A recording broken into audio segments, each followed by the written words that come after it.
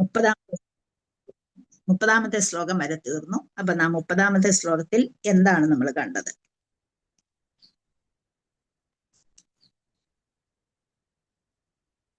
ഒരുപാട് കാര്യങ്ങൾ ഉണ്ടായിരുന്നു. വളരെ വലിയ പർപ്പോട്ടായിരുന്നു. അപ്പം ഞാൻ തന്നെ പറയാം, ആർക്കും ഒന്നും കിട്ടുന്നില്ല എങ്കില്. ഇപ്പൊ ഇത് ഭഗവാന്റെ ആജ്ഞാനുസരണമാണ് സർക്കാത്മക ഭൗതിക ശക്തി പ്രവർത്തിച്ചുകൊണ്ടിരിക്കുന്നത് എന്നും, അതുപോലെ ലോകത്തിലെ അഖില ലോകങ്ങളുടെയും അസംഖ്യ അവതാരങ്ങളുടെയും മൂലകാരണവും ഭഗവാനാണെന്ന് പറയുന്നു. അതുപോലെ നമ്മള് എല്ലാ കാര്യങ്ങളും എന്താ വെച്ചാൽ ഒരേ സമയം ഭഗവാൻ വാസുദേവ ഘടകത്തിന്റെ വിസ്തരണങ്ങളാണ് എന്ന് പറഞ്ഞു. ഒരേ സമയം വാസുദേവനാണ്, നാരായണനാണ്, കൃഷ്ണനുമാണ്. നമ്മള് എല്ലാവരും പറയും ശ്രീകൃഷ്ണ ഗോവിന്ദ ഹരേ മുരാരേ ഹേ നാഥ നാരായണ വാസുദേവ എന്ന് പറയാറുണ്ട് അല്ലെ. അപ്പൊ അവിടെ ഒരേ സമയം അദ്ദേഹം ഇതെല്ലാമാണ്. നമ്മളതെല്ലാം പഠിച്ചിരുന്നു. കാരണം നമ്മള് ഒരു ഫസ്റ്റ് ചതുർവ്യൂഹവും രണ്ടാമത്തെ ചതുർവ്യൂഹത്തെ കുറിച്ചും നമ്മൾ നോക്കിയിരുന്നു. നേരത്തെ കേട്ടിട്ടുള്ളതാണ്. അതുകൊണ്ട് അതെല്ലാം നിങ്ങൾക്ക് മനസ്സിലാകുന്നതാണ്. പിന്നീട് നമുക്ക് ഇനിയും സൃഷ്ടി വിഷയങ്ങളെ പരിരക്ഷിക്കുന്നത് ഭഗവാനാണ് എന്ന് പറഞ്ഞിവിടെ നിർത്തുകയാണ് ചെയ്തത്. അതുപോലെ മോക്ഷം പ്രദാനം ചെയ്യുന്നു. അതുപോലെ ഉത്തുംഗരായ മുക്താത്മാക്കൾക്ക് പോലും ആകർഷണകനാണ് അദ്ദേഹം എന്ന് പറഞ്ഞു. അതുപോലെ ശ്രേഷ്ഠരായ ബ്രഹ്മമഹേശ്വരന്മാർക്ക് പോലും ആരാധ്യനാണ് ഭഗവാൻ എന്ന് പറഞ്ഞു. സ്വന്തം സൃഷ്ടിശക്തി എടുക്കുമ്പോൾ പോലും സൃഷ്ടിശക്തിയുടെ അധിപനാണ് അദ്ദേഹം എന്നും പറഞ്ഞു. ഇനിയും അടുത്തത് 31-ാമത്തെ ശ്ലോകം. ഇതെങ്ങനെ, ആരാണ്, എന്താണ് ഇവിടെ സംഭവിക്കുന്നത്? ആരാണ് ഇത് പറഞ്ഞുകൊണ്ടിരിക്കുന്നത്? എന്താണ് ഇതിന്റെ ഉദ്ദേശം? ഒന്ന് പറയാമോ? ആർക്കെങ്കിലും പറയാമോ? എന്താണ് ഇവിടെ പറഞ്ഞുകൊണ്ടിരിക്കുന്നത്?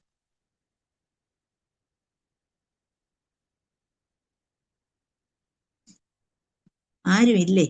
ഹരേ കൃഷ്ണ.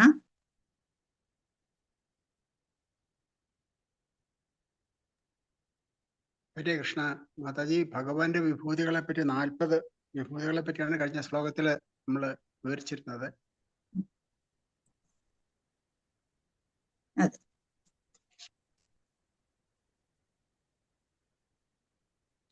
ഇവിടെ നമ്മളെ 25-ാമത്തെ ശ്ലോകം തൊട്ട് ഇങ്ങോട്ട് പറഞ്ഞു വരുന്നത് 36 വരെയും ഇനിയിപ്പോൾ ഉള്ളത് ആ ശ്ലോകം വരെയും തനിക്ക് ഭഗവാനിൽ നിന്ന് വേർപാടുണ്ടായി അല്ലെ. ഭൂമി പറയാണ് തനിക്ക് ഭഗവാനിൽ നിന്നുള്ള വേർപാടിനെ കുറിച്ച്, അതുണ്ടായപ്പോൾ തനിക്കുണ്ടായ വിഷമത്തെക്കുറിച്ചും അതിനെക്കുറിച്ച് പറയുകയാണ്. അപ്പൊ അവിടെ എന്തുകൊണ്ടാണ് എന്ന് പറയുന്നു. എന്താണ് കലിയുഗത്തിന്റെ ഇഫക്ട്സ്, എന്തൊക്കെയാണ് ഈ കലിയുഗത്തിന്റെ പ്രാധാന്യം എന്നുള്ളത്. അപ്പൊ അതിന്റെ യഥാർത്ഥത്തിൽ കലിയുഗം വന്നതുകൊണ്ട് എന്തെല്ലാം സംഭവിച്ചു, കലിയുഗത്തിന്റെ ഇഫക്റ്റ് എന്തൊക്കെയാണ് എന്ന് ഭൂമിദേവി ഇവിടെ ധർമ്മരാജാവിനോട് പറയുന്നതാണ് നമ്മൾ കാണുന്നത്. ഒരുപാട് കാര്യങ്ങൾ കഴിഞ്ഞ ശ്ലോകത്തിൽ നമ്മൾ പഠിച്ചിരുന്നു. ആരും ഒന്നും കേട്ടില്ല. എല്ലാവരും ഇരുന്നിട്ട് വെറുതെ പോയി എന്ന് മനസ്സിലായി. ഒരു വാക്ക് പോലും പറയാൻ പ്രഭുവിനൊഴിച്ച് ബാക്കി ആർക്കും ഒരു വാക്ക് പോലും പറയാൻ കിട്ടുന്നില്ല. അപ്പൊ പിന്നെ ഇവിടെ വന്നിരിക്കുന്നതിന്റെ അർത്ഥം എന്താണെന്ന് എനിക്ക് മനസ്സിലാവുന്നില്ല. ഹരേ കൃഷ്ണ. പറഞ്ഞിരുന്നു സച്ചിദാനന്ദ രൂപനെ പറ്റിയൊക്കെ പറഞ്ഞിരുന്നു. അതില് പിന്നെ സനാതനത്തെ പറ്റി പറഞ്ഞു. സച്ചിത് ആനന്ദം, ജ്ഞാനത്തിന്റെ ശക്തിമത്തായ ഭാഗം, സംബന്ധം, ആവിധേയം, പ്രയോജനം, ഇതെല്ലാം പറഞ്ഞിരുന്നു. Thank you. ഹരേ കൃഷ്ണ.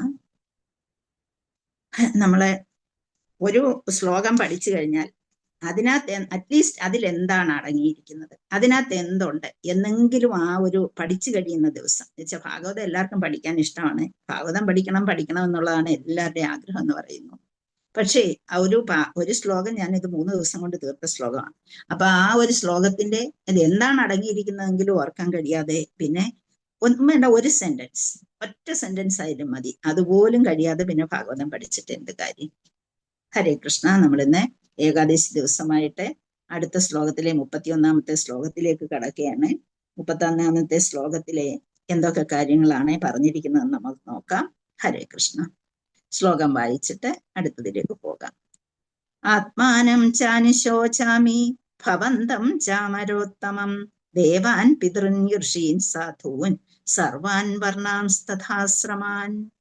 ആത്മാനം ചാനുശോചാമി ഭവന്തം ചാമരോത്തമം ദേവാൻ പിതൃർഷീൻ സാധൂൻ സർവാൻ വർണ്ണാംസ്തഥാശ്രമാൻ ആത്മാനം ചാനുശോചാമി ഭവന്തം ചാമരോത്തമം ദേവാൻ പിതൃർഷീൻ സാധൂൻ സർവാൻ വർണ്ണാംസ്തഥാശ്രമാൻ. അതിലെ വേർഡ്സ് ആത്മാനം ച അനുശോചാമി ഭവന്തം ച അമര ഉത്തമം ദേവാൻ പിതൃൻ ഋഷീൻ സർവാൻ ഋഷീൻ സാധൂൻ സർവാൻ വർണ്ണാൻ വർണ്ണാംസ്തഥാശ്രമാൻ എന്നാണ് കൊടുത്തേക്കുന്നത്. അവിടെ വർണ്ണാൻ തഥാ ആശ്രമാൻ എന്ന് പിരിക്കണം. വർണ്ണാൻ വർണ്ണാൻ എന്ന് വെച്ചാൽ വിഭാഗങ്ങൾ. വർണ്ണാൻ തഥാ ആശ്രമാൻ. ആത്മാനം ച അനുശോചാമി ഭവന്തം ച അമരോത്തമം ദേവാൻ പിതൃൻ ഋഷീൻ സാധൂൻ സർവാൻ വർണ്ണാൻ തഥാശ്രമാൻ എന്നാണ്. അപ്പം ഇത്രയും വേർഡ്സ് ആണ്. ആത്മാനം എന്ന് വെച്ചാൽ തന്നെ കുറിച്ച്, എന്നെ കുറിച്ച്. ച എല്ലാവർക്കും അറിയാം, എന്നുള്ള അർത്ഥമേ ഉള്ളൂ. അനുശോചാമി കരയുന്നു, വിലപിക്കുന്നു. ഭവന്തം താങ്കളെ കുറിച്ച്, അങ്ങയെ കുറിച്ച് എന്നൊക്കെ പറയും ഭവന്തം. അമര ഉത്തമം ച ഞാൻ എപ്പോഴും പറയുന്നില്ല, ച എന്ന് വെച്ചാൽ എന്നർത്ഥം. ഇംഗ്ലീഷിൽ ആൻഡ് എന്ന് പറയുന്ന അതാണ് ചായക്ക് അവിടെ അർത്ഥമുള്ളത്. അമര ഉത്തമം എന്ന് പറഞ്ഞാൽ ദേവന്മാരിൽ ശ്രേഷ്ഠരായിട്ടുള്ളവർ. അമര ഉത്തമം. ഓരോ വേർഡിനും ഓരോ അക്ഷരത്തിനും നമുക്കറിയാം. ശ്രീല പ്രഭുപാദരെ ച എന്ന വാക്ക് എത്രയിടത്ത് തന്നിട്ടുണ്ടോ അവിടെ എല്ലാം അതിന്റെ അർത്ഥം എഴുതിയിട്ടുണ്ട്. അദ്ദേഹത്തിന് വേറെ സമയമില്ല, വേറെ ഒരു ജോലി ഇല്ലാഞ്ഞിട്ടല്ല ഇത് എഴുതി തന്നത്. കാരണം എല്ലാ വാക്കിന്റെയും ഒരു ചെറിയ വാക്കാണെങ്കിൽ പോലും ഭാഗവതത്തിൽ അതിന് വളരെയധികം പ്രാധാന്യമുണ്ട്. അതുകൊണ്ടാണ് ഈ ച എന്ന വാക്ക് നമ്മൾ ഓരോ ശ്ലോകവും എടുത്തു നോക്കി അറിയാം എവിടെയെല്ലാമാണ് ഉള്ളത്. അവിടെ എല്ലാം പ്രഭുപാദർ എഴുതിയിട്ടുണ്ട്. അപ്പൊ പ്രഭുപാദര് ഭാഗവതത്തിന് എത്രമാത്രം പ്രാധാന്യം കൊടുത്തുകൊണ്ട് ആ ഒരു ചെറിയ വാക്ക് പോലും വിട്ടു പോകാതെയാണ് നമുക്ക് തന്നിരിക്കുന്നത്. അമര ഉത്തമം എന്ന് പറയുന്നത് ദേവന്മാരിൽ ശ്രേഷ്ഠരായിട്ടുള്ളവർ. ദേവാൻ ദേവന്മാരെ പറ്റി. പിതൃൻ പിതൃലോക നിവാസികളെ കുറിച്ച് പിതൃൻ. ഋഷീൻ ഋഷിമാരെ കുറിച്ച്. സാധൂൻ ഭക്തരെ കുറിച്ച്. സർവാൻ അവരെല്ലാവരും. വർണ്ണാൻ വിഭാഗങ്ങളായി. തഥാ അതുപോലെ. ആശ്രമാൻ ആശ്രമം എന്ന് പറയുന്നത് മനുഷ്യരുടെ വർണ്ണാശ്രമ വ്യവസ്ഥിതിയാണ് പറയുന്നത്. അതിലെ അമരോത്തമം എന്ന വാക്ക്, അതുപോലെ വർണ്ണാംസ്തഥ ആശ്രമാൻ, ഇത് മൂന്നും നമുക്ക് പിരിച്ചെഴുതേണ്ടതാണ്. ഹരേ കൃഷ്ണ. ട്രാൻസ്ലേഷൻ ആൻഡ് പർപ്പട്ട് ശ്രീ ഭക്തിവേദാന്ത സ്വാമി ശ്രീല പ്രഭുപാദിക്ക് ജയ്. വിവർത്തനം. അല്ലയോ ദേവശ്രേഷ്ഠരെ, ഞാൻ എന്നെക്കുറിച്ചും താങ്കളെക്കുറിച്ചും പിന്നെ ദേവന്മാരെ കുറിച്ചും സന്യാസിമാരെ കുറിച്ചും പിതൃലോക നിവാസികളെ കുറിച്ചും ഭഗവത് ഭക്തരെ കുറിച്ചും മാനവ സമൂഹത്തിലെ വർണ്ണാശ്രമ ധർമ്മ വ്യവസ്ഥിതിക്ക് വിധേയമായ എല്ലാവരെ കുറിച്ചും ചിന്തിക്കുന്നു. അപ്പൊ ഇതാരാ പറയുന്നത്? ഹരേ കൃഷ്ണ. ഭൂമിദേവി. ഭൂമിദേവി പറയുകയാണ് ഞങ്ങളെ ഇവരെ കുറിച്ചൊക്കെ ചിന്തിക്കുന്നു എന്ന് പറയുകയാണ്. അപ്പൊ അതിനെ കുറിച്ച് വിവരിക്കാൻ പോവുകയാണ്. അപ്പൊ അതിന്റെ ശ്ലോകം ഒരാൾ വായിച്ചാൽ മതി. നിങ്ങൾക്ക് വായിക്കാനാണെങ്കിൽ എല്ലാവരും മുന്നോട്ട് വരും. അതിന്റെ അർത്ഥം ചോദിച്ചാൽ ഒരുത്തരും വരുന്നില്ല. ഹരേ കൃഷ്ണ. ഒരാൾ വായിക്കും. വായിക്കട്ടെ. ഹരേ കൃഷ്ണ. ശ്ലോകം 31. ആത്മാനം ചാനുശോചാമി ഭവന്തം ചാമരോത്തമം ദേവാൻ പിതൃൻ ഋഷീൻ സാധൂൻ സർവാം വർണ്ണംസ്തഥാ. ഹരേ കൃഷ്ണ. ഹരേ കൃഷ്ണ മാതാജി.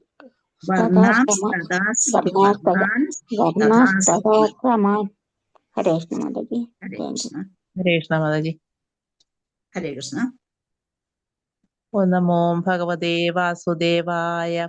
ആത്മാനം ചാനുശോചാമി ഭവന്തം ചാമരോത്തമം ദേവാൻ പിതൃൻ ഋഷീൻ സാധൂൻ സർവാൻ വർണ്ണാൻ തഥാ ആശ്രമാൻ. ഹരേ കൃഷ്ണ. ഹരേ കൃഷ്ണ. അപ്പം തനിക്ക് ഭഗവാനിൽ നിന്ന് വേർപാടുണ്ടായി എന്നും ആ വേർപാടുണ്ടായി കഴിഞ്ഞപ്പോൾ തനിക്കുണ്ടായ മാറ്റത്തെ കുറിച്ചാണ് പറയുക. ഭൂമിദേവിക്ക് എന്തെല്ലാം മാറ്റം സംഭവിച്ചു. അപ്പൊ കലിയുഗം വന്നു ചേർന്നു, ഭഗവാൻ ഇവിടെ നിന്ന് പോയി. അതോടുകൂടി തനിക്ക് ഒരുപാട് പ്രയാസങ്ങൾ അനുഭവിക്കേണ്ടതായി വന്നു എന്ന് പറയുകയാണ്. അപ്പം ഭഗവാനെ കുറിച്ച് ഓർക്കുകയാണ് ഇവിടെ ചെയ്യുന്നത്, ഭഗവാനെ കുറിച്ച് ചിന്തിക്കുന്നു. അപ്പൊ ഭഗവാനെ കുറിച്ച് ചിന്തിച്ചാൽ നമുക്കുള്ള ഇന്ന് ഏകാദശി ദിവസമാണ്, നമുക്ക് പൂർണ്ണ സമയം ഭഗവാനെ കുറിച്ച് ചിന്തിക്കാൻ നമുക്ക് ഏതൊരു വർക്ക് ചെയ്യുമ്പോഴും, ഏതൊരു പ്രവൃത്തി ചെയ്യുമ്പോൾ, കുക്കിംഗ് ചെയ്താലോ ഏത് ഓഫീസിലെ വർക്ക് ചെയ്യുന്ന ആ സമയത്ത് നടക്കില്ല, ബാക്കിയുള്ള എല്ലാ ടൈമിലും നമുക്ക് ഭഗവാനെ കുറിച്ച് ചിന്തിക്കാനുള്ള അവസരമുണ്ട്. ചിന്തിച്ചുകൊണ്ടിരിക്കുക എന്നുള്ളതല്ല, എന്ത് ചെയ്യുമ്പോഴും അത് ഭഗവാനായിട്ട് സമർപ്പിക്കാനുള്ള ഒരു മനസ്സ് നമ്മൾ ഉണ്ടാക്കിയെടുക്കുക. അപ്പം യഥാർത്ഥത്തിൽ ഭഗവാനെ കുറിച്ച് ഓർക്കുന്നതിന് പല ബെനിഫിറ്റ് ഉണ്ട്, ഒരുപാട് ബെനിഫിറ്റ് ഉണ്ട് എന്ന് നമുക്കറിയാം, എണ്ണിയാൽ തീരാത്ത ബെനിഫിറ്റ് ഉണ്ട്. പ്രധാനമായിട്ട് എന്തൊക്കെയാണ് എന്ന് നമുക്ക് നോക്കാം. അപ്പൊ ഒന്നാമതായിട്ട് നമ്മുടെ ക്ഷീണേതി അഭദ്രാണി എന്ന് പറയും.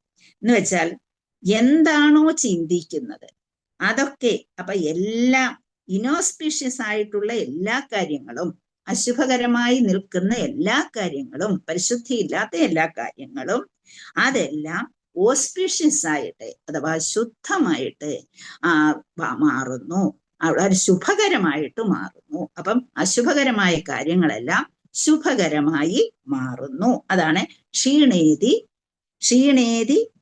അഭദ്രാണി എന്ന് പറയുന്നത്. പിന്നെ അടുത്തത്, നമ്മൾ എന്തൊക്കെയാണ് നല്ല ഭാഗ്യമുണ്ട്, നമുക്ക് എന്തൊക്കെ വന്നു ചേരണമെന്ന് നമ്മൾ ആഗ്രഹിക്കുന്നു, ഭഗവാൻ തരുന്നത് നമുക്ക് നല്ലതെന്തോ അതാണ് ഭഗവാൻ തരുന്നത്, നമ്മൾ ആഗ്രഹിക്കുന്നതല്ല. പക്ഷേ നമ്മൾ ഭഗവാനെ ഇപ്പം എല്ലാവരും ഗുരുവായൂർ പോകുന്നു, ക്ഷേത്രത്തിൽ പോകുന്നു, എനിക്ക് അത് തരണേ, ഇത് തരണേ, മറ്റേത് തരണേ, എല്ലാ ആഗ്രഹങ്ങളുടെ ലിസ്റ്റാണ് അവിടെ കൊണ്ടുകൊടുക്കുക, അല്ലെ? അപ്പൊ അങ്ങനെ ആ കൊണ്ടുകൊടുക്കുന്നവർക്ക് ഭഗവാൻ എന്ത് ചെയ്യും? ചിലപ്പോ അതങ്ങ് ഗ്രാൻഡ് ചെയ്തു കൊടുക്കും, അത് അനുവദിച്ചു കൊടുക്കും. കാരണം അതിനു വേണ്ടിയാണല്ലോ അവൻ വരുന്നത്. അപ്പൊ അത് സാധിച്ചു കൊടുക്കാം എന്നുള്ള അർത്ഥത്തിൽ നമ്മളെ വലിയ ഭാഗ്യം ആഗ്രഹിച്ചു കൊണ്ടിരുന്നവർക്ക് ചിലപ്പോൾ അത് തന്നെന്നും ഇരിക്കും, തരില്ല എന്ന് നമുക്ക് പറയാൻ പറ്റില്ല. നമ്മൾ എന്താണ് ആഗ്രഹിച്ചുകൊണ്ട് ഭഗവാന്റെ പാദസേവ ചെയ്ത് ഭഗവാനിലേക്ക് എനിക്ക് അത് കിട്ടണേ എന്ന് അങ്ങേ അറ്റം പ്രാർത്ഥിച്ചുകൊണ്ട് ഭഗവാനിലേക്ക് ഉറപ്പിച്ചു പോകുന്നവർക്ക് ചിലപ്പോൾ ഭഗവാൻ അത് നൽകിയിരിക്കും. ഭഗവാന്റെ ഓർമ്മകളെ മനസ്സിൽ സൂക്ഷിച്ചുകൊണ്ട് എനിക്ക് ഇന്നതാണ് വേണ്ടത് എന്ന് പറഞ്ഞു. പക്ഷെ അവിടെ ഒരു കുഴപ്പം മാത്രമുണ്ട്. എന്താണ്? അത് തരുന്നതോടുകൂടി ഭഗവാൻ ഉണ്ടായിരുന്ന ആ കാഴ്ച അത് അങ്ങ് നഷ്ടപ്പെടുകയാണ് നമുക്ക്. കാരണം നമ്മൾ പോയത് എന്തിനാ? ഈ കാര്യസാധ്യത്തിനാണ്. നമുക്കത് അർഹതപ്പെട്ടതാണ് എങ്കിൽ ഭഗവാൻ തീർച്ചയായും അതിനെന്തെങ്കിലും ഒരു തടസ്സത്തിൽ നിന്നാൽ പോലും ഭഗവാൻ അത് ഗ്രാൻഡ് ചെയ്ത് തരികയും എന്നുള്ളതാണ്. അപ്പം എന്ത് ഭാഗ്യമാണോ നമ്മൾ എക്സ്പെക്ട് ചെയ്തു പോകുന്നത്, ചിലപ്പോൾ ആ എക്സ്പെക്ടേഷൻ അത് ചിലപ്പോൾ വർദ്ധിപ്പിക്കുന്നതിനുകൂടി കാരണമാകും. അതാണ് കാരണം. നമുക്ക് വേണമെന്നുള്ള ആഗ്രഹത്തോടുകൂടി നമ്മൾ പോകുന്നു. അപ്പം നമ്മൾക്ക് അങ്ങ് ഭഗവാനെ കുറിച്ചല്ല അവിടെ ചിന്ത, നമ്മുടെ ഭാഗ്യത്തെ കുറിച്ചാണ്.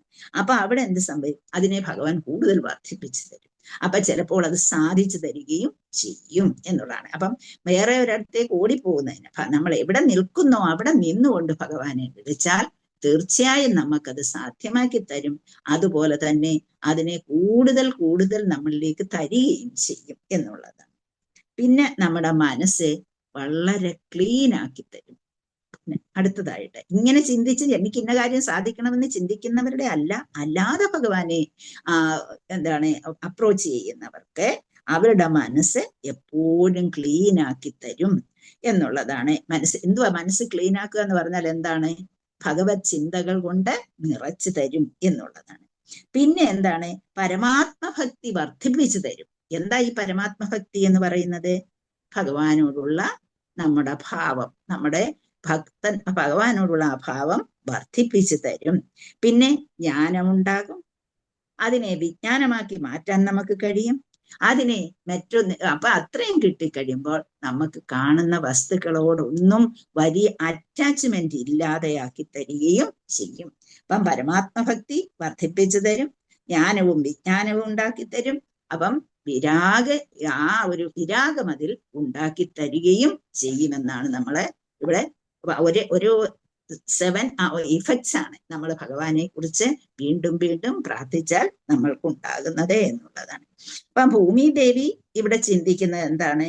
ഭഗവാൻ പോയി കഴിഞ്ഞപ്പോൾ എന്തെല്ലാം മാറ്റങ്ങളാണ് ഇവിടെ ഉണ്ടായത് എന്നതിനെ കുറിച്ച് ഓർക്കുകയാണ്, അതിനെക്കുറിച്ച് സംസാരിക്കുകയാണ് ഇവിടെ ധർമ്മരാജാവിനോട് ചെയ്യുന്നത്. അതിനെ കുറിച്ച് നമുക്ക് നോക്കാം. ശ്രീല പ്രഭുപാദര് പറഞ്ഞിരിക്കുന്നത് എന്തൊക്കെയാണെന്ന് നോക്കാം.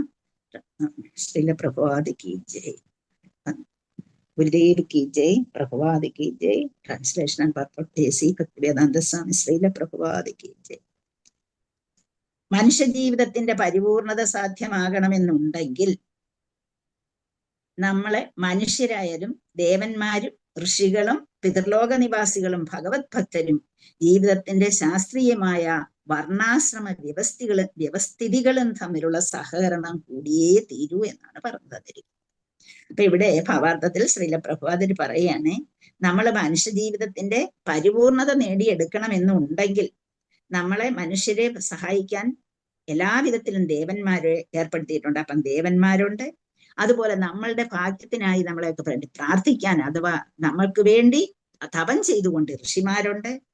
അതുകൊണ്ട് നമ്മളെ പിന്നെ അത് തന്നെയല്ല, പിതൃലോക നിവാസികളുണ്ട്. നമ്മൾ ബലിയിടുന്ന ആ ഒരു അവസരം ഇനിയിപ്പം നമ്മളെ സെപ്റ്റംബർ 21 വളരെ പ്രധാനപ്പെട്ട ഒരു ദിവസമാണ് കറുത്തവാവ്, അല്ലെ? പിതൃക്കൾക്ക് ഏറ്റവും പ്രധാനപ്പെട്ട ഒരു ദിവസമാണ് ആ ദിവസം.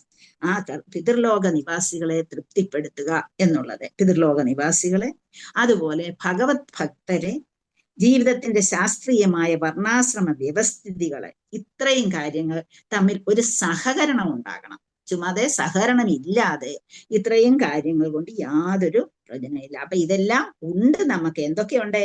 നമ്മളെ സഹായിക്കാൻ മനുഷ്യരുണ്ട്, മനുഷ്യരെ സഹായിക്കാൻ ദേവന്മാരുണ്ട്, മനുഷ്യർക്ക് നല്ലത് വരണേ എന്ന് പ്രാർത്ഥിക്കാൻ ഋഷിമാരുണ്ട്, അതുപോലെ നമ്മുടെ എല്ലാ പുരോഗതിക്കും നമ്മുടെ പിതൃലോക നിവാസികൾ കാരണമായി നിൽക്കുന്നുണ്ട് എന്നുള്ളത്.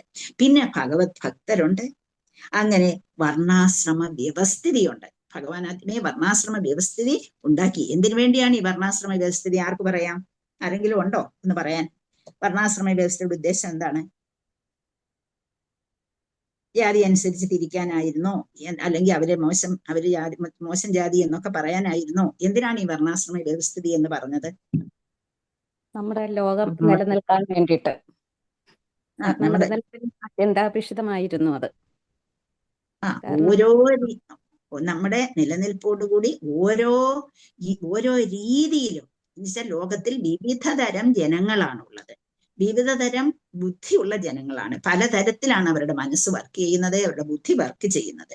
അപ്പൊ അതിനനുസരിച്ച് ഓരോ വിഭാഗങ്ങളെ സൃഷ്ടിച്ചുകൊണ്ട് ആ ഓരോ വിഭാഗങ്ങൾ അവരവരുടെ കഴിവിനനുസരിച്ച് പ്രവർത്തിക്കുമ്പോൾ ആ സമൂഹം പുഷ്ടിപ്പെടും.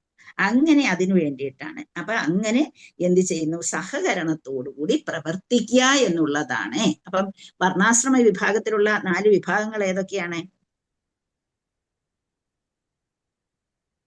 ബ്രാഹ്മണർ, ക്ഷത്രിയർ, വൈശ്യർ, ശൂദ്രർ. ഓക്കെ. അപ്പൊ അത് ഒരു മനസ്സിന്റെയും ഇന്ദ്രിയങ്ങളുടെയും സംയമനം നമുക്ക് ഉണ്ടാക്കി തരും. അപ്പൊ അത് ഓരോ വിഭാഗക്കാർക്ക് ഇപ്പൊ എനിക്കുള്ള കഴിവ് അല്ല നിങ്ങൾക്കുള്ള. ഇപ്പൊ ഓരോരുത്തർക്കും ഓരോ കഴിവാണ്. ഓരോരുത്തർ അതിനെ ഒരു സബ്ജക്റ്റ് നമുക്ക് ഒരിടത്ത് വിട്ടുകൊടുക്കുക. ആ സബ്ജക്റ്റിനെ കുറിച്ച് നമ്മൾ അഭിപ്രായം പറയാൻ പറഞ്ഞാൽ, നമ്മളിപ്പോ ക്ലാസ്സുകളിലൊക്കെ കുട്ടികൾക്ക് ഏതെങ്കിലും ഒരു സബ്ജക്റ്റ് കൊടുക്കും, അതിനെക്കുറിച്ച് നിങ്ങൾക്ക് തോന്നുന്നത് എഴുതൂ എന്നും പറഞ്ഞൊരു ഇന്റർവെൽ പീരീഡിൽ എപ്പോഴെങ്കിലും കൊടുക്കുക എന്ന് വിചാരിച്ചു. അപ്പൊ അവരൊക്കെ എന്താ ചെയ്യുന്നത്? അവരുടേതായ, കണ്ടെഴുതുന്നവർ കുറച്ചു പേര് കാണും, അത് വേറെ, പക്ഷേ അവരുടേതായ രീതിയിൽ അവരുടെ ബുദ്ധിക്കനുസരിച്ച് അതിനെക്കുറിച്ച് എന്ത് ചെയ്യും? പല കാര്യങ്ങളും എഴുതി വെക്കും. അപ്പൊ അങ്ങനെ അതെന്താണ്? ഓരോരുത്തരുടെയും ബുദ്ധി അനുസരിച്ച്, ചിന്തയനുസരിച്ച്, ബുദ്ധിയും ചിന്തയും അനുസരിച്ച് അതിനെ എഴുതി വെക്കുന്നത് പോലെ ഇവിടെ ബ്രാഹ്മണർ, ക്ഷത്രിയർ, വൈശ്യർ, ശൂദ്രർ, ഈ 4 വിഭാഗങ്ങളും അവനവന്റെ കഴിവിനനുസരിച്ച് പ്രവർത്തിക്കാൻ തയ്യാറാകും എന്നുള്ളതാണ്. അപ്പൊ മനസ്സിനെയും ഇന്ദ്രിയങ്ങളെയും സംയമനം ചെയ്തിട്ട് അവന്റെ കഴിവനുസരിച്ച് പ്രവർത്തിച്ച് സമൂഹത്തെ ഉയർത്തിക്കൊണ്ടുപോരുക. അപ്പൊ നമുക്കറിയാം, ബ്രാഹ്മണർ എന്ന് പറയുന്നത് ബ്രാഹ്മണ മനോഭാവം എങ്ങനെയുള്ളവരാണ്?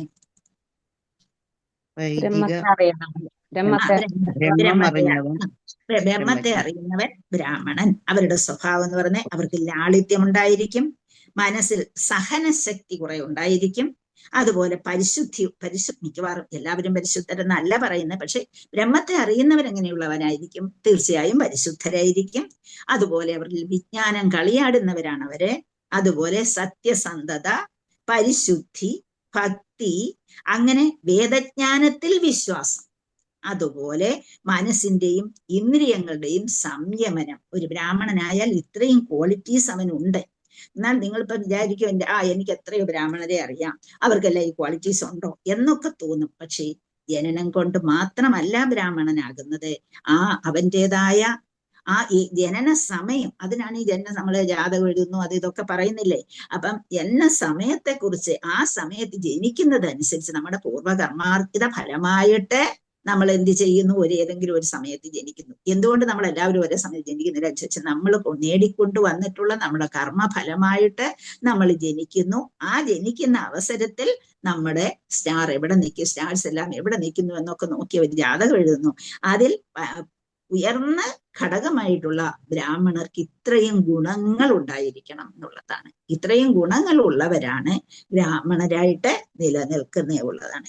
അപ്പൊ അങ്ങനെ ബ്രാഹ്മണരങ്ങനെയാണെങ്കിൽ ഇനി ക്ഷത്രിയൻ എങ്ങനെയായിരിക്കണം? ക്ഷത്രിയൻ അവരെങ്ങനെയാണ്? ബ്രാഹ്മണർക്ക് സത്യം, ക്ഷത്രിയർക്ക് അത് വ്യത്യാസമാക്കിക്കൊണ്ട് ക്ഷത്രിയരുടെ സ്വഭാവം എങ്ങനെയായിരിക്കണം? ക്ഷത്രിയർ എങ്ങനെയുള്ളവരായിരിക്കണം? നമുക്കറിയാം, രാജ്യസുരക്ഷ, പ്രജാസുരക്ഷ, വീര്യം, എല്ലാം ഉണ്ടാകും. വീര്യം, ശൗര്യം, തേജസ്, ത്യാഗശ്ച, ആത്മജയക്ഷമ, ബ്രഹ്മണ്യ പ്രസാദ, സത്യം, ശാസ്ത്രലക്ഷണം എന്നാണ് പറയുന്നത്. അപ്പം ശാസ്ത്രലക്ഷണമാണ് ഇതെല്ലാം. ശൗര്യവും വീര്യവും എന്തെങ്കിലും ചെയ്യാനുള്ള ആ മനസ്സിന്റെ വ്യഗ്രതയും, അതാണ് ധൃതി എന്ന് പറയുന്നത്. ധൃതി. പിന്നെ തേജസ് വളരെയധികം ഉള്ളവരായിരിക്കും, ത്യാഗം ചെയ്യാൻ കഴിവുള്ളവരായിരിക്കും, ആ മനസ്സിനെ സംയോജിപ്പിക്കാൻ കഴിവുള്ളവരായിരിക്കും. അതുപോലെ ബ്രാഹ്മണരെ അനുസരിക്കുന്നവരുമായിരിക്കും. ബ്രാഹ്മണര് പറഞ്ഞു കൊടുക്കുന്ന കാര്യങ്ങളെ അനുസരിക്കുന്നവരും ആയിരിക്കും. അപ്പൊ അങ്ങനെ പിന്നെ സത്യത്തിന് പ്രാധാന്യം കൊടുക്കുന്നവരായിരിക്കും. തനിക്കൊരു വിജയം കിട്ടി, അല്ലെങ്കിൽ ചിലരുടെ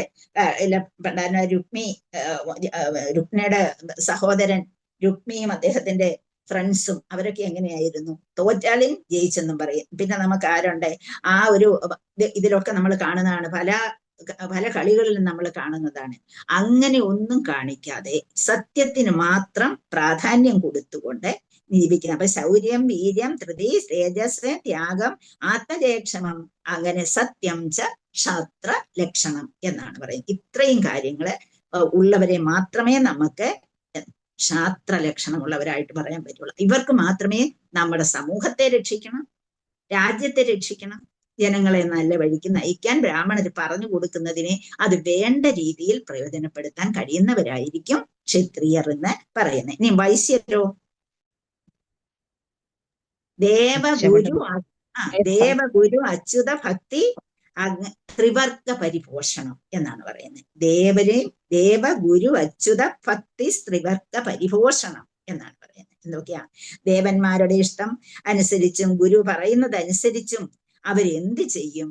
അവരാവശ്യമായ സമ്പത്ത് ഉണ്ടാക്കി എന്ത് ചെയ്യും? പ്രോഫിറ്റ് ആണ് അവരുടെ പ്രധാന ഇത്.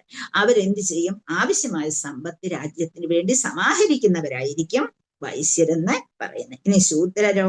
ഈ ഹയർ കാസ്റ്റിനെ എല്ലാം സേവ ചെയ്യാൻ ഒബീഡിയൻസ് ഉള്ളവരായിരിക്കണം, ഒബേ ചെയ്യാൻ തയ്യാറായിരിക്കുന്നവരായിരിക്കും ആരെ?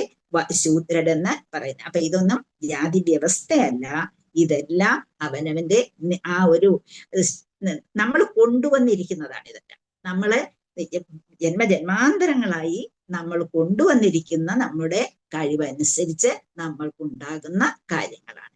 അങ്ങനെ ഈ വർഗങ്ങളെ ഈ 3 വർണ്ണാശ്രമ ധർമ്മം അനുസരിച്ച് അതുകൊണ്ട് ഉണ്ടാകുന്നത് അറിവില്ലാത്തവരെ മൃഗാവബോധത്തെ മനുഷ്യാവബോധമാക്കി മാറ്റുക. നമ്മൾ വരുമ്പം നമ്മുടെ മനസ്സിന് അറിവ് ഒന്നുമില്ല. നമ്മൾ വരുന്നു, ജനിക്കുന്ന സമയത്ത് എല്ലാവരും ശൂദ്രരായി ജനിക്കുന്നു എന്നൊക്കെ ഇപ്പൊ പറയാറുണ്ട്. അപ്പൊ ആ ഒരു യാതൊരു അറിവുമില്ലാതെ ജനിക്കുന്നു. അതിനെ മനുഷ്യാവബോധമാക്കി മാറ്റുകയും മനുഷ്യാവബോധത്തെ ഈശ്വരാവബോധമാക്കി മാറ്റുകയും അങ്ങനെ പടിപടിയായി ആവിഷ്കരിച്ച് അങ്ങനെ അതിന്റെ ആവശ്യത്തിന് വേണ്ടി, കാരണം പടിപടിയായി ഉയർത്തിക്കൊണ്ട് സമൂഹത്തെ വന്ന് എല്ലാവരെയും ഒന്നിച്ചുയർത്താൻ, ഒരു ക്ലാസ്സിൽ 50 കുട്ടികൾ ഇരിക്കുകയാണെങ്കിൽ 50 കുട്ടികൾക്കും 50 രീതിയിലുള്ള ഐക്യമായിരിക്കും. നമുക്ക് എല്ലാവരെയും ഒന്നിച്ചു കൊണ്ടുപോകാൻ പ്രയാസമാണ്.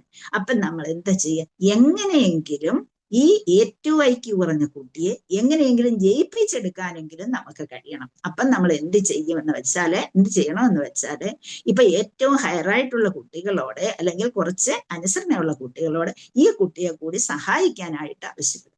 അപ്പൊ അവർക്ക് കാര്യങ്ങൾ പറഞ്ഞ് കുറച്ചുകൂടി മനസ്സിലാക്കി കൊടുക്കുകയും അങ്ങനെ അവരെ കൂടി ഉയർത്തിക്കൊണ്ടുവരിക. അപ്പൊ ഒരേപോലെ ഒരേ രീതിയിൽ എല്ലാവരെയും ഉയർത്തിക്കൊണ്ടുവരാൻ കഴിഞ്ഞില്ലെങ്കിലും ഘടന അനുസരിച്ച് കുറേശ്ശെ ഉയർത്തിക്കൊണ്ടുവരാനുള്ള ഒരു പ്ലാൻ, അതുപോലെ സമൂഹത്തിലും എല്ലാരെയും ബ്രാഹ്മണരാക്കാൻ കഴിയും, എല്ലാവരെയും ആ സ്വഭാവത്തിലേക്ക് കൊണ്ടുവരാൻ കഴിഞ്ഞില്ല എങ്കിലും ഇപ്പം നമ്മള് ശ്രീല പ്രഭാതിൽ എല്ലാവരെയും ബ്രാഹ്മണരാക്കാൻ ശ്രമിക്കുന്നു. പക്ഷെ അങ്ങനെ അതും നമ്മുടെ കഴിവനുസരിച്ച് അവിടെയും കുറച്ച് വ്യത്യാസങ്ങൾ വരും. പക്ഷെ ഈശ്വരനെ വിളിക്കുന്നതിന് പ്രത്യേകിച്ച് നമുക്ക് കഴിവൊന്നും വേണ്ട, നമ്മുടെ മനസ്സ് സമ്മതിച്ച് തന്നാൽ മതി. ആ മനസ്സിന്റെ കഴിവനുസരിച്ച്, മനസ്സിന്റെ സമ്മതം അനുസരിച്ച് നമുക്ക് ഭഗവാനെ വിളിക്കുന്നതിന് കഴിയും. അങ്ങനെ ഭഗവാനെ കുറിച്ച് കേട്ട് സേവ ചെയ്ത് പിന്നെ നമുക്ക് ചെയ്യാവുന്നത് ഇപ്പൊ പ്രസാദം കഴിക്കുക, അതുപോലെ മാർത്തനം ചെയ്യുക, അല്ലേ? അപ്പൊ അതെല്ലാം ചെയ്യാൻ കഴിയും. അങ്ങനെ കൃഷ്ണനിലേക്ക് തിരിയാൻ കഴിയും, കൃഷ്ണാവബോധത്തിലേക്ക് വരാൻ കഴിയും, അല്ലെ? അപ്പൊ ഈ സമൂഹത്തിലെ ഏതൊരു വിഭാഗത്തിൽപ്പെട്ടവരാണെങ്കിലും ഭഗവാനെ കുറിച്ച് ചിന്തിച്ച് ഉയർന്നു വരാൻ കഴിയും. അതിന് സഹായകമായിട്ട് മറ്റ് ബ്രാഹ്മണ സ്വഭാവമുള്ളവരോ ക്ഷാത്ര സ്വഭാവമുള്ളവരോ നിൽക്കുകയും ചെയ്യണം. ആ ഉദ്ദേശമൊക്കെ ആയിരുന്നു ആർക്കുണ്ടായിരുന്നത്? ഭഗവാൻ ഉണ്ടായിരുന്നത്. അങ്ങനെയാണ് ഭഗവാൻ എന്ത് ചെയ്തത്? ഈ വർണ്ണാശ്രമ വ്യവസ്ഥിതിയെ സൃഷ്ടിച്ചത് എന്നുള്ളതാണ്. അപ്പം ആശ്രമധർമ്മങ്ങളുടെ ശാസ്ത്രീയമായ വ്യവസ്ഥിതിയിൽ ആരംഭിച്ച് ക്രമേണ നിരപേക്ഷവും പരമസത്യവുമായ പരമദിവ്യോത്തമ പുരുഷൻ ശ്രീകൃഷ്ണ ഭഗവാനുമായുള്ള നമ്മുടെ ശാശ്വത ബന്ധം പുനഃസ്ഥാപിക്കുന്ന പരകോടിയിലേക്ക് ഉത്ഥാനം ചെയ്യുക. അങ്ങനെ മൃഗാവബോധത്തെ മനുഷ്യാവബോധമായും മനുഷ്യാവബോധത്തെ ഈശ്വരാവബോധമായും പടിപടിയുമായി ആവിഷ്കരിക്കാൻ ഉദ്ദേശിച്ച് ഈശ്വരാൽ സൃഷ്ടിക്കപ്പെട്ടതാണ് വർണ്ണാശ്രമധർമ്മം എന്ന് പറയുന്നതെന്ന് നമുക്ക് ശ്രീല പ്രഭാതർ ഇവിടെ പറഞ്ഞു തന്നിട്ടുണ്ട്. അപ്പം നമ്മൾ ബ്രാഹ്മണരെന്ന് പറയുന്നത് എന്തിന് പ്രാധാന്യം കൊടുക്കും? സത്യത്തിന് പ്രാധാന്യം കൊടുക്കുന്നവരാണ് ബ്രാഹ്മണര്. അതുപോലെ ക്ഷത്രിയർ എന്തിനാണ് പ്രാധാന്യം കൊടുക്കുന്നത്? അവർ എന്തിന് പ്രാധാന്യം കൊടുക്കും? നീതിക്ക് പ്രാധാന്യം കൊടുക്കും. അതുപോലെ വൈശ്യരാണെങ്കിൽ അവര് പ്രാധാന്യം കൊടുക്കുന്നത് എന്തിനാണ്? ലാഭത്തിന് പ്രാധാന്യം കൊടുക്കും.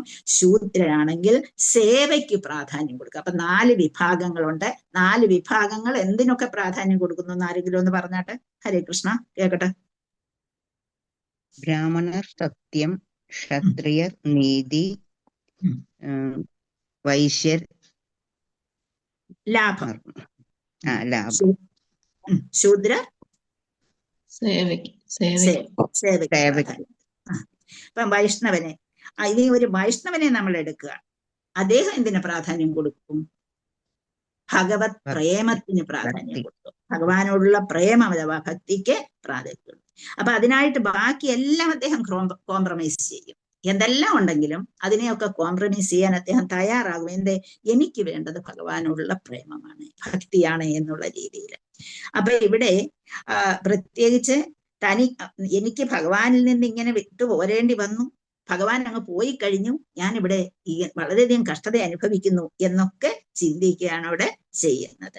അപ്പം ഒരു മനുഷ്യന്റെ പരിപൂർണതയ്ക്ക് ഇതല്ലേ ഇവരുടെ ഞാൻ പറഞ്ഞ ഏതൊക്കെ കാര്യങ്ങളായിരുന്നു മനുഷ്യന്റെ പരിപൂർണതയ്ക്ക് ആവശ്യമായിട്ടുള്ളത് എന്ന് പറഞ്ഞു ഞാന്? ദേവന്മാര്, ഋഷിമാര്, പിതൃലോക നിവാസികള്, ഭഗവത് ഭക്തര്, ഇവര് വർണ്ണാശ്രമധർമ്മം, ഇത്രയും കാര്യങ്ങളെ ഒരു സമ്മേളനമായി കൊണ്ടുപോകുന്ന ഒരു സമൂഹമാണ് പുരോഗതി പ്രാപിക്കുന്നത് എന്നാണ് പറഞ്ഞിരിക്കുന്നത്. വേദകാലത്തെ കാര്യങ്ങള് പറഞ്ഞു തന്നിരിക്കുന്നത്. അപ്പൊ നിങ്ങളിപ്പോ ചോദിക്കും, ഇതെല്ലാം കൊണ്ടുപോകാൻ പറ്റുമോ എന്ന് ചോദിക്കും. പക്ഷേ അത് നമ്മുടെ പ്രവൃത്തി അനുസരിച്ച് ഇവരിൽ നിന്നൊക്കെ ഉണ്ടാകുന്ന സഹകരണമാണ് ഇവിടെ പറഞ്ഞിരിക്കുന്നത്. അങ്ങനെ മനുഷ്യന്റെ പരിപൂർണതയ്ക്ക് ഇവരുടെ എല്ലാം സഹകരണം ഇമ്പോർട്ടന്റ് ആണ് എന്ന് പറഞ്ഞു തന്നിരിക്കുന്നു. മനുഷ്യന്റെ പരമധർമ്മം എന്താണ്? മനുഷ്യന്റെ പരമധർമ്മം എന്ന് ഭഗവത് ഭക്തിയുത സേവനത്തിനുള്ള പ്രാപ്തി, ഭഗവത് ഭക്തിയുത സേവന പ്രാപ്തി. അപ്പൊ ഭക്തിയുത സേവനം എന്ന് പറയുന്നത് പരമസത്യത്തെ സാക്ഷാത്കരിക്കുന്നതിന് ഒരാളെ സഹായിക്കുന്നതിന് വേണ്ടിയാണ്. അപ്പൊ പരമസത്യത്തെ സാക്ഷാത്കരിക്കാൻ നമുക്ക് കഴിയണം. അതിനെ സഹായിക്കുന്നതാണ് ഭക്തിയുത സേവനം കൊണ്ട് നമുക്കുണ്ടാകുന്ന നേട്ടം. അപ്പം വർണ്ണാശ്രമധർമ്മത്തെ കുറിച്ച് നമ്മൾ കേട്ടു. വർണ്ണാശ്രമധർമ്മത്തിൽ എന്തൊക്കെയാണ് അതിന്റെ പ്രധാനപ്പെട്ട പോയിന്റാണ് നമ്മളിവിടെ പറഞ്ഞത്. പക്ഷെ നമ്മൾ ഇവിടെ ഇന്ന് കലിയുഗത്തിൽ അതൊന്നും ശരിയായി നടക്കുന്നില്ല. അതിന്റെ ചൂഷണമാണ് നമ്മൾ കാണുന്നത് എന്ന് നമുക്ക് ഭഗവാന് എവിടെയാണ് 4:13 തോന്നുന്നു ഭഗവത്ഗീതയിൽ ഭഗവാൻ പറയുന്നുണ്ട്. എന്താണ്? അപ്പൊ അവിടെ കലിയുഗത്തിൽ അതൊരു ഇതായിട്ട് വരുന്നുണ്ട്. പക്ഷേ വേണ്ട രീതിയിൽ അത് കൊണ്ടുപോകാൻ കഴിയുന്നില്ല എന്നുള്ളതാണ്. അപ്പൊ ചൂഷണമാണ് അവിടെ കാണുന്നത്. അപ്പം 3 ഗുണങ്ങളും അനുസൃതമായ കർമ്മങ്ങളെയും മുൻനിർത്തിയാണ് ഭഗവാൻ ഇത് സൃഷ്ടിച്ചിരിക്കുന്നത് എന്ന് ഓർക്കേണ്ടതുണ്ട്. നമ്മുടെ 3 ഗുണം എന്തൊക്കെയാണ്? സത്വം, രജോ ഗുണം, തമോ ഗുണം. സത്വരജ തമോ ഗുണങ്ങൾ അനുസരിച്ചാണ് ഇത് നിർമ്മിച്ചിരിക്കുന്നത് എന്നാണ് പറഞ്ഞിരിക്കുന്നത്. അപ്പൊ മനുഷ്യനെ പരമകോടിയിലേക്ക് ഉത്ഥാനം ചെയ്യുന്നതിന് വേണ്ടിയുള്ളതാണിത് എന്നും പറഞ്ഞു. അപ്പം ബ്രാഹ്മണനെ പോലെ യോഗ്യനായ ഒരു വ്യക്തിയെ ശൂദ്രൻ എന്ന് വിളിക്കുകയും യോഗ്യതയെ അടിസ്ഥാനമാക്കി ശൂദ്രനെ ബ്രാഹ്മണനായി അംഗീകരിക്കുകയും ചെയ്യുന്നവരിത് തെറ്റായ ജന്മാവകാശം ഉണ്ടായിരുന്നു. പക്ഷേ ജന്മാവകാശത്തിൽ മാത്രം നമ്മൾ ചിന്തിക്കേണ്ട കാര്യമില്ല. മനസ്സിന്റെയും ബുദ്ധിയുടെയും ഉയർച്ചയിൽ ഇന്ദ്രിയങ്ങളുടെ സംയമനം, സഹനം, ലാളിത്യം, പരിശുദ്ധി, വിജ്ഞാനം, സത്യസന്ധത, ഭക്തി, വേദജ്ഞാനത്തിൽ വിശ്വാസം എന്നിവയാണ് പ്രധാനമായിട്ട് ഉള്ളത് എന്നിവിടെ പറഞ്ഞിരിക്കുന്നു. അപ്പൊ അങ്ങനെ ഇവിടെ ഭൂമിദേവിയുടെ വ്യസനകരമായ രീതിയിൽ ഇതിനെക്കുറിച്ചൊക്കെ സംസാരിച്ചു കൊണ്ടിരിക്കുന്നതായിട്ടാണ് നമ്മൾ കാണുന്നത്. അപ്പം വർണ്ണാശ്രമ ധർമ്മത്തെക്കുറിച്ച് പറഞ്ഞു, അതിന്റെ പ്രാധാന്യത്തെക്കുറിച്ച് പറഞ്ഞു, പിന്നെ എന്തുകൊണ്ടാണ് ഭൂമിദേവിക്ക് വിഷമം ഉണ്ടായിരിക്കുന്നത് എന്നതിനെ കുറിച്ചും പറഞ്ഞു. ഇനി നമുക്ക് അപ്പൊ ഇത് അതിന്റെ ഒരു ചുരുക്കം ആർക്ക് പറയാം? ഹരേ കൃഷ്ണ. ഈ ഒരു ശ്ലോകം വളരെ ചെറിയ ശ്ലോകമാണ്. ഭഗവാൻ ഭൂമിയിൽ നിന്ന് പോയപ്പോൾ ധർമ്മവും ശൗചവും നീതിയും എല്ലാം ഭഗവാനോടൊപ്പം പോയി. ഇപ്പോൾ സത്യം മാത്രമേ നിലനിൽക്കുന്നുള്ളൂ. പിന്നെ നിഷ്കാമ ഭക്തിയോടെ പ്രാർത്ഥിക്കുന്നവരെ കുറിച്ചും കാമഭക്തിയോടെ പ്രാർത്ഥിക്കുന്നവരെയും കുറിച്ച് പറഞ്ഞു. പിന്നെ വർണ്ണാശ്രമ വ്യവസ്ഥയെ കുറിച്ച് പറഞ്ഞു. 4 ജാതികള് കർമ്മത്തിന്റെ അടിസ്ഥാനത്തിലാണ് ജാതി തിരിച്ചിരിക്കുന്നത്. പിന്നെ ബ്രാഹ്മണര് സത്യത്തെ നിർത്തിയും ക്ഷത്രിയര് നീതി, വൈശ്യര് ലാഭം, ശൂദ്രര് സേവ, അതാണ് പ്രധാനമായിട്ട് പറഞ്ഞത്. പിന്നെ ദേവന്മാരെ കുറിച്ച്, ഋഷിമാരെ കുറിച്ച്, വർണ്ണാശ്രമ വ്യവസ്ഥിതിയെ കുറിച്ചൊക്കെ പറഞ്ഞു. പിന്നെ മനുഷ്യന്റെ പ്രധാന ധർമ്മം ഭഗവാനെ അതായത് പരമസത്യത്തെ സാക്ഷാത്കരിക്കാൻ, അതാണ് ഒരു മനുഷ്യന്റെ പ്രധാന ധർമ്മത്തെ കുറിച്ച് പറഞ്ഞു. ശരി, ഓക്കെ. അപ്പൊ അത്രയും ഒരു 2 പോയിന്റ് എങ്കിലും ഒരു ക്ലാസ്സിൽ നമ്മുടെ മനസ്സിൽ കിട്ടിയാൽ അത്രയും പ്രയോജനമാകും. അപ്പം ഭഗവാൻ പറഞ്ഞിരിക്കുന്നത് എന്താണ്? ചാതുർവർണ്ണ്യം മയാ സൃഷ്ടം ഗുണകർമ്മ വിഭാഗശഃ തസ്യ കർത്താരം അഭിമാം വിധി കർത്താരം അവ്യയം. പ്രകൃതി സഹജങ്ങളായ 3 ഗുണങ്ങളെയും അതിനനുസരിച്ചുള്ള കർമ്മങ്ങളെയും മുൻനിർത്തിക്കൊണ്ട് മനുഷ്യ സമൂഹത്തിന്റെ 4 വർണ്ണങ്ങൾ ഞാൻ സൃഷ്ടിച്ചു.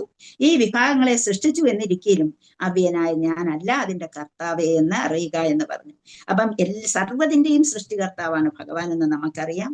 എന്തൊന്നും അദ്ദേഹത്തിൽ നിന്നും ഉണ്ടായിട്ടുള്ളതാണ്. അദ്ദേഹത്തിന്റെ അംശങ്ങളാണ് സർവ്വതുമെന്ന് നമുക്കറിയാം. അദ്ദേഹം അവയെ നിലനിർത്തി പോരുന്നു. ആ നിലനിർത്തി പോരുന്നതിനനുസരിച്ച് അതിന്റെ അന്ത്യം എത്തുമ്പോൾ അവിടെ എന്ത് ചെയ്യുന്നു?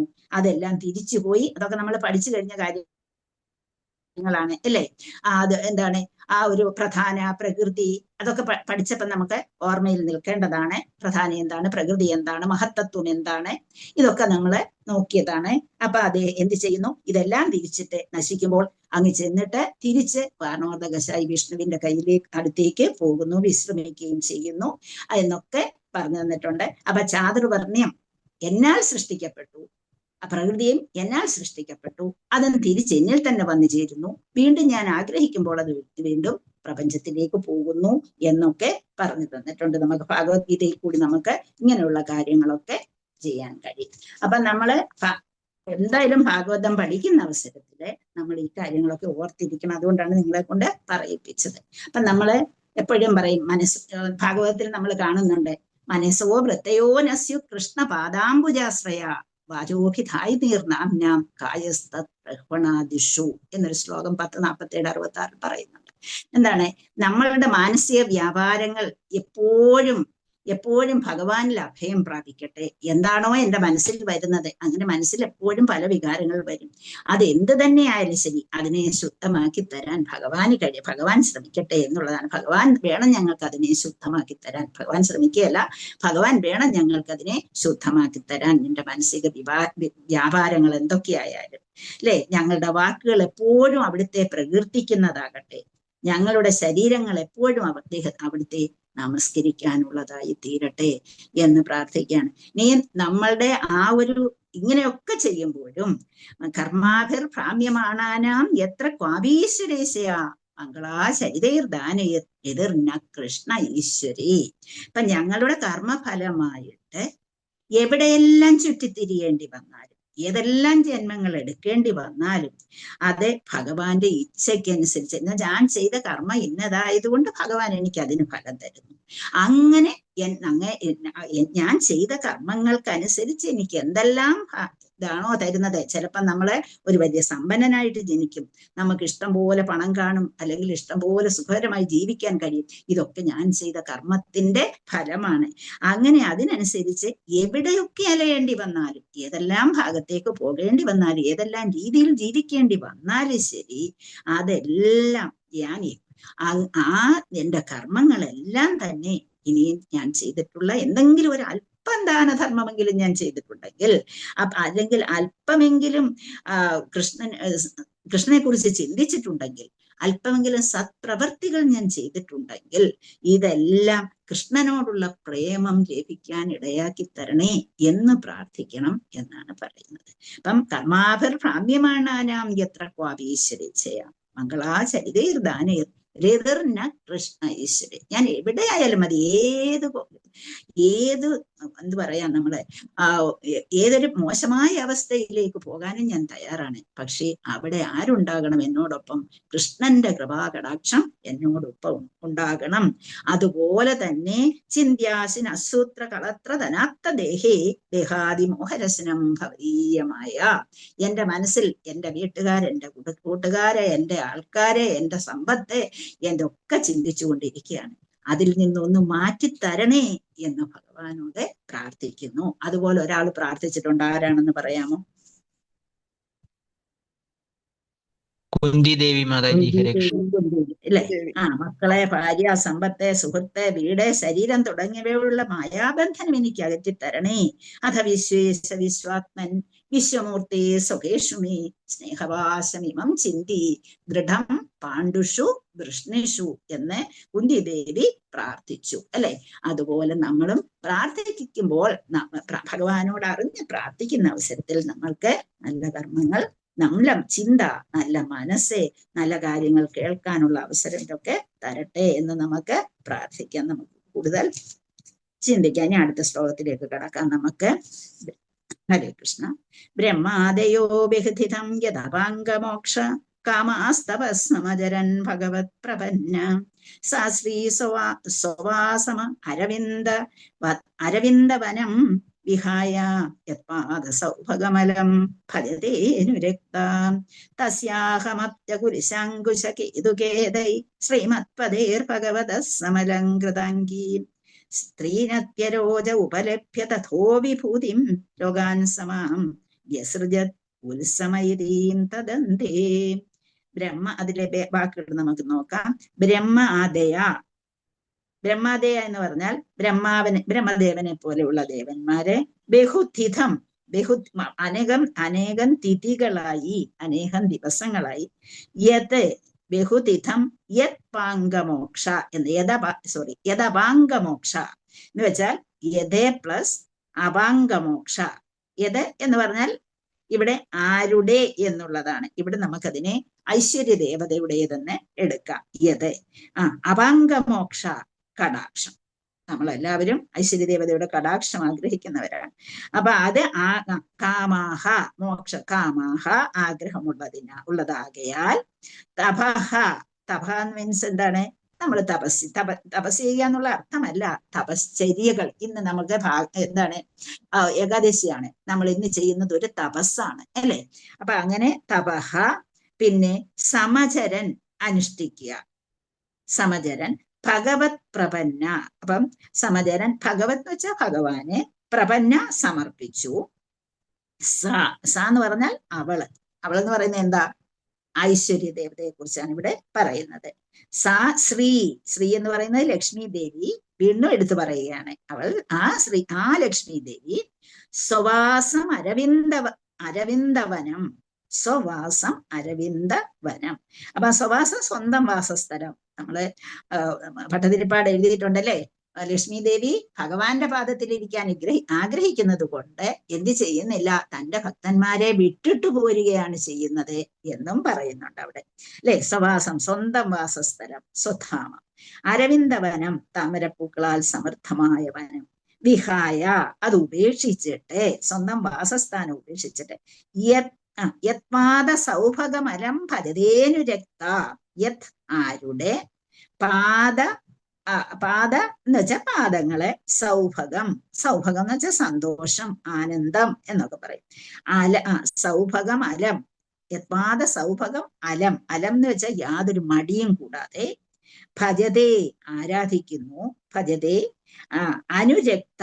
എങ്ങനെ ആരാധിക്കുന്നത്? അനുരക്തയായി, ഭഗവാനിൽ അനുരക്തയായി ഭഗവാന്റെ പാദങ്ങളെ അവളെ ആരാധിക്കുന്നു. കാരണം തന്നെ വിളിക്കാനായിട്ട് ഇഷ്ടം. ലോകര് മുഴുവൻ വിളിക്കുന്നത് ആരെയാണ്? ലക്ഷ്മി ദേവിയെയാണ് അല്ലെ. ലക്ഷ്മി ദേവി വരണമെന്നും പറഞ്ഞ് നേരത്തെ ലൈറ്റ് വിട്ട് വീടെല്ലാം നമ്മൾ എന്ത് ചെയ്യും? പ്രകാശിപ്പിക്കും. അപ്പൊ ആ ലക്ഷ്മി ദേവി, എല്ലാവരും ആഗ്രഹിക്കുന്ന ആ ലക്ഷ്മി ദേവി ഭഗവാന്റെ പാദങ്ങളിൽ അനുരക്തയാണ് എന്നാണ് പറയുന്നത്. യത്പാദ സൗഭഗമലം ഭജതേനുരക്ത. ഇനി അടുത്ത എന്താണ്? തസ്യാഹം അബ്ജകുലിശ. തസ്യാഹം, തസ്യ അദ്ദേഹത്തിന്റെ, അഹം എന്ന് പറഞ്ഞാൽ ഞാൻ, അബ്ജ താമരപ്പൂവെ, കുലിശ കുലിശം എന്നായിട്ടുള്ളത് എന്താണ്? ഒരു ഇതുപോലെ ഒരു ഇടിമിന്നൽ പോലെ വന്നു ചേരുക. കുലിശ. അങ്കുശം.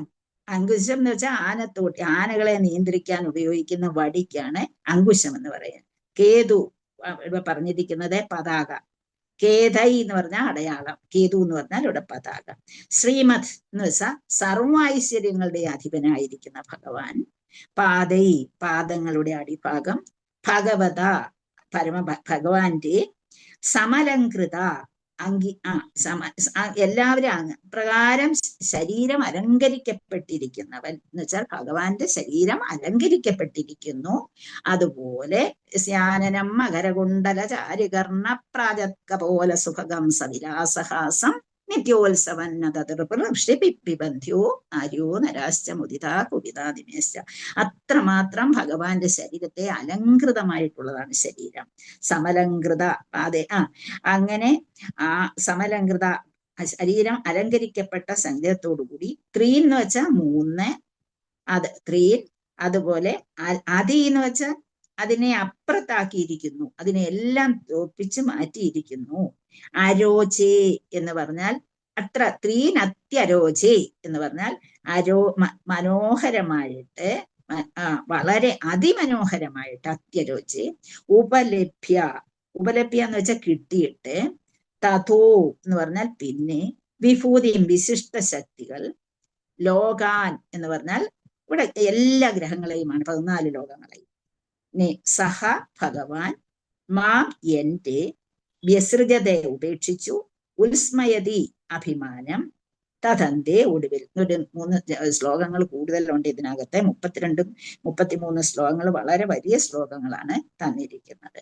അപ്പൊ ഇവിടെ പറയുന്നത് ലക്ഷ്മി ദേവിയുടെ കാര്യമാണ്. അപ്പൊ ലക്ഷ്മി ദേവി എന്താണ് ചെയ്യുന്നത്? ഐശ്വര്യ ദേവത ഭഗവാന്റെ അടുത്ത് എന്താണ് എപ്പോഴും ഭഗവാനെ സേവിച്ചുകൊണ്ട്, പാതാര ബിന്ദങ്ങളിൽ എപ്പോഴും സേവിച്ചുകൊണ്ടിരിക്കുകയാണ് ലക്ഷ്മി ദേവി. ലക്ഷ്മി ദേവിയെ ആശ്രയിച്ചുകൊണ്ട് ലോകരെല്ലാവരും ഓടുകയാണ്. ലക്ഷ്മി ദേവിയാണ് എല്ലാവർക്കും വേണ്ടിയത്. പക്ഷെ ആ ലക്ഷ്മി ദേവി ആരെ ആശ്രയിക്കുന്നു എന്നുള്ളതാണ് ഇവിടെ പറഞ്ഞിരിക്കുന്നത്. അപ്പം ബ്രഹ്മാദയോ ബഹുദിതം യഥപാംഗമോക്ഷ കാമാസ്തപസ്സമചരൻ ഭഗവത് പ്രപന്നഃ സാ ശ്രീ സുവാസം അരവിന്ദവനം വിഹായ യത്പാദസൗഭകമലം ഭജതേനുരക്ത അസ്യാഹമപ്യകുലിശാങ്കുശകേതുകേതൈഃ ശ്രീമത്പദേർ ഭഗവതഃ സമലംകൃതാംഗീ ത്രീനത്യരോജ ഉപലഭ്യ തഥോ വിഭൂതിം ലോകാൻ സമാം വ്യസൃജത ഉത്സ്മയതിം തദന്തേ എന്നാണ് പറഞ്ഞത്. അപ്പൊ ആരുടെ കടാക്ഷത്തിന് വിവർത്തനം translation and purport by A C Bhaktivedanta Swami Srila പ്രഭുപാദിക്ക് ജയ്.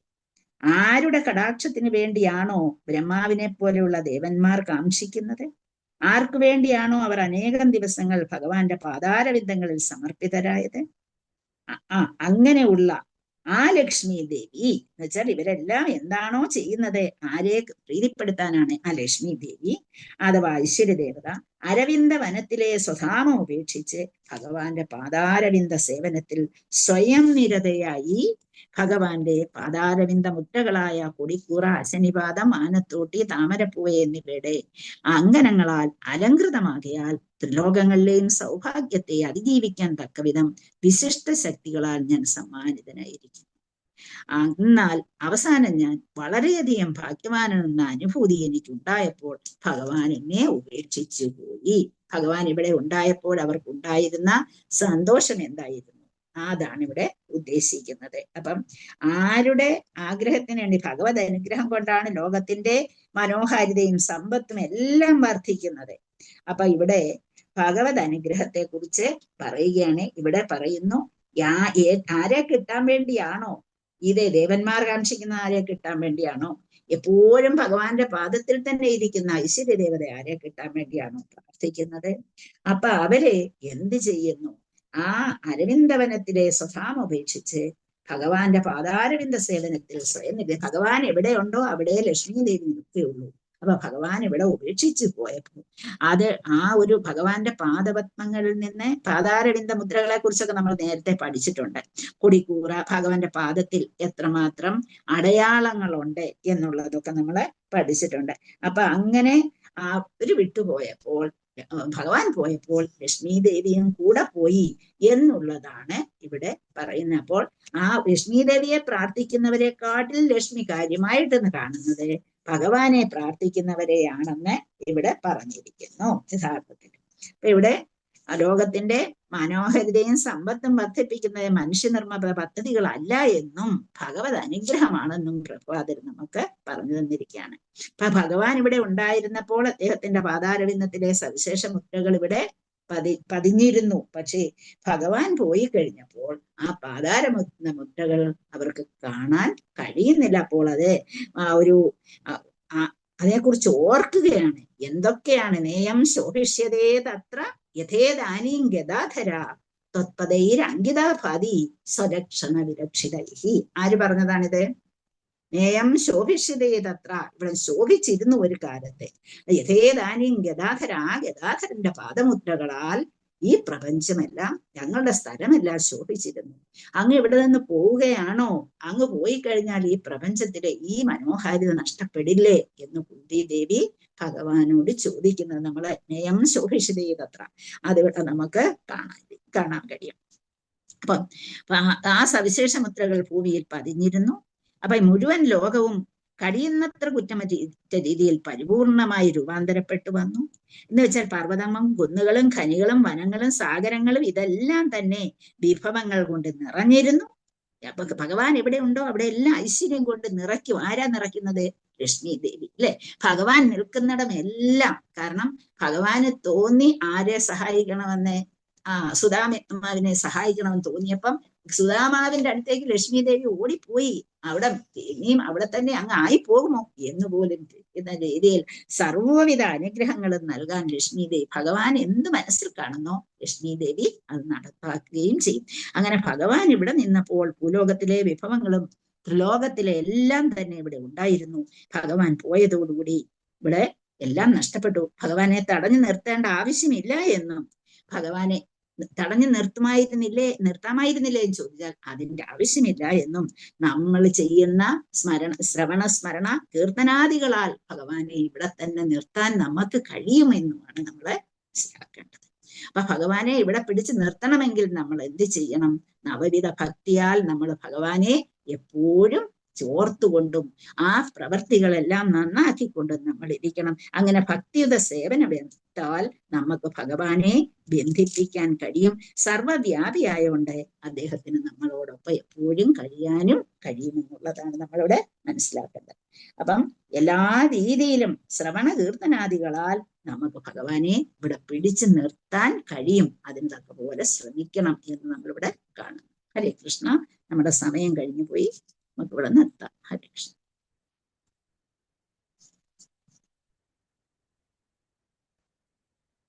ഹരേ കൃഷ്ണ.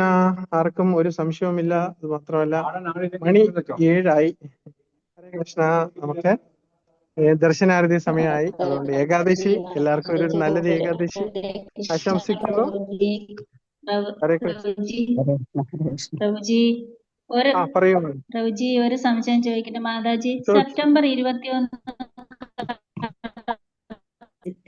തീയതി കാർത്തവാ ദിവസമാണ്. സെപ്റ്റംബർ 21 പ്രാധാന്യം പിതൃക്കളെ വേണ്ട വിധത്തിൽ അവരുടെ അനുഗ്രഹത്തിന് വേണ്ടി പ്രാർത്ഥിക്കുന്ന ദിവസമാണ്. അന്ന് ഭാഗവത എത്രമാത്രം വായിക്കാമോ ഞാൻ ഇന്നത്തെ ദിവസം പറയാം. ഭാഗവതം വായിച്ച് പിതൃക്കൾക്ക് സമർപ്പിക്കാൻ കഴിയുന്ന ദിവസമാണ് നമ്മുടെ സെപ്റ്റംബർ 21.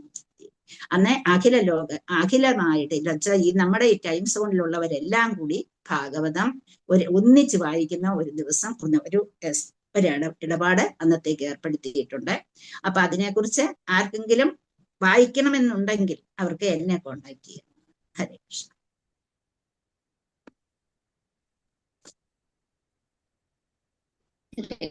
ഹരേ കൃഷ്ണ. നമ്മുടെ സമയമായി. സോറി മാതാജി. ഹരേ കൃഷ്ണ. ദർശനാരതി സമയമായി പോയി. അപ്പോ എല്ലാരും വരിക. മാതാജിയോട് ഇനി യാതൊരു മുടക്കം കൂടാതെ ഇങ്ങനെ നമുക്കിത് നോൺ സ്റ്റോപ്പായിട്ട് കിട്ടുന്നതിലേക്ക് വേണ്ടിയിട്ട് മാതാജിക്കും മാതാജിയുടെ കുടുംബത്തിനും വേണ്ടി നമ്മളൊരു 3 പ്രാവശ്യം ഹരേ കൃഷ്ണ മന്ത്രം പറഞ്ഞ് വൈൻഡപ്പ് ചെയ്യാം. ഹരേ കൃഷ്ണ. ഹരേ കൃഷ്ണ. കൃഷ്ണ രാമ രാമ ഹരേ ഹരേ.